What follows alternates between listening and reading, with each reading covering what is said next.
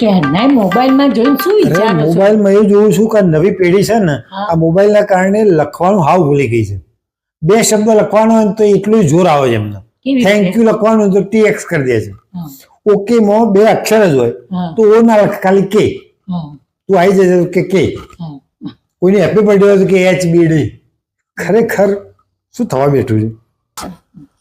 પહેલા તો છે ને કોઈ અંગત સ્વજન હોય ને એના હાથે લખાયેલી ટપાલ આવે ને જે વાંચવાનો આનંદ આવતો ને એના અક્ષર લખ્યું હોય ને જે બધું આમ આનંદ રહેતો હે ને. અને હવે તો એ બધું જતું રહ્યું.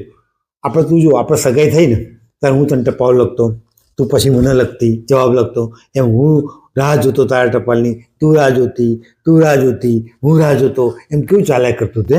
શું હું રાહ જોતી તું રાહ જોતો કરતા કરતા કોઈ દિવસ ટપાલ લખી ને ખરી? હા તો લખી જ છે ને મેં તો. કેમ? નિયમિત લખી છે મેં તો કઈ આ જોયું નહીં, મને કઈ યાદ નથી એવું. મેં ટપાલ લખી છે નિયમિત.